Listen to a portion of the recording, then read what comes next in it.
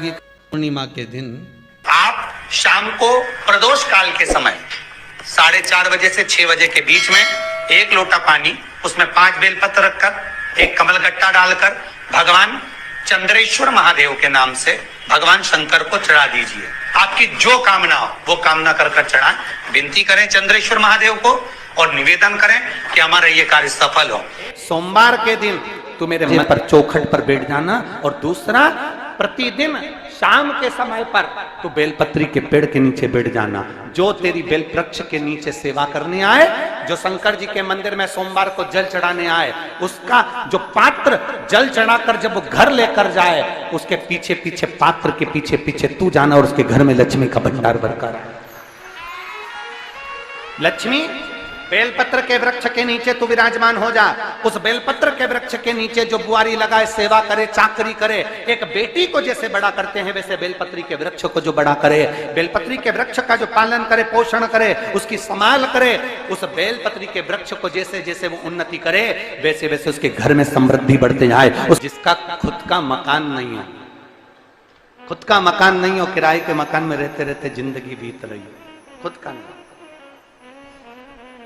और बहुत दुख का जीवन चल रहा हो, बहुत कष्ट का जीवन, बहुत अपना खुद का कोई मकान नहीं, मान लो प्लाट है पर मकान बन नहीं रहा, या कोई प्रॉपर्टी अपनी नहीं बन रही, तो हम इस व्यासपीठ से कहना चाहेंगे कि एक प्रयोग अवश्य करिएगा, एक प्रयोग अवश्य। अपने आसपास के 5-6 बेलपत्र के वृक्ष देख लीजिए। अपने आसपास के नजदीक के 5-6 बेलपत्र के बड़े बड़े वृक्ष देख लो, या छोटे वृक्ष देख लो। उन 5-6 वृक्ष को धीरे धीरे उनकी सेवा करना प्रारंभ करो, उन वृक्षों को बड़ा करना प्रारंभ करो, उन वृक्ष के नीचे सफाई करना प्रारंभ करो, उन वृक्ष को जल देना प्रारंभ करो, उन वृक्ष को आप खाद देना प्रारंभ करो, उन वृक्ष की सेवा संभाल करना प्रारंभ कर दो, उस वृक्ष के नीचे बुआरी काटना प्रारंभ कर दो, झाड़ू लगाना प्रारंभ कर दो, उस वृक्ष के नीचे सफाई करना प्रारंभ कर दो। उस बेलपत्री के 5-6-7 वृक्ष को आप गोद ले लो।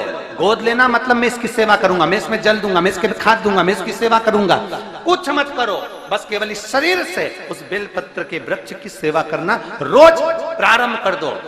6 महीना इंतजार करना और 6 महीना लगातार सेवा करना, 7वां महीना आपका और हमारा, और बताना कि भोलेनाथ ने प्रॉपर्टी दिलाई कि नहीं दिलाई और आगे बढ़ा है।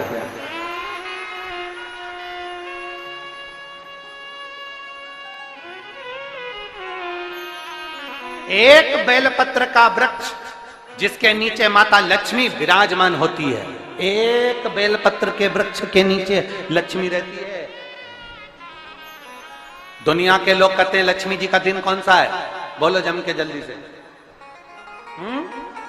शुक्रवार। दुनिया के लोग कहते हैं लक्ष्मी जी का दिन शुक्रवार है, पर माता लक्ष्मी से पूछा जाए कि तुम्हारी माता ख्याति देवी नारायण भगवान के साथ तुम्हारी शादी नहीं कर रही थी, शंकर को लक्ष्मी दे रही थी, तब तुमने भगवान शंकर से विनती करी, भोले बाबा मैं नारायण से प्रेम करती हूँ, भगवान नारायण से मेरा विवाह हो। तो माता ख्याति देवी से शंकर भगवान ने विनय कर कहा कि लक्ष्मी जी का विवाह नारायण के साथ कर दिया जाए। भगवान नारायण के साथ जब लक्ष्मी जी का विवाह हो गया, तब लक्ष्मी जी हाथ जोड़कर बोलती हैं, बाबा मेरा विवाह नारायण के साथ हो गया, पर मैं आपके चरणों की सेवा करना चाहती हूँ, बाबा आप कृपा करिए कि मैं क्या करूं आपके लिए। शंकर भगवान कहते हैं, लक्ष्मी बस 2 चीजें कर दे, एक सोमवार के दिन तू मेरे मंदिर के दरवाजे पर चौखट पर बैठ जाना, और दूसरा प्रतिदिन शाम के समय पर तू बेलपत्री के पेड़ के नीचे बैठ जाना।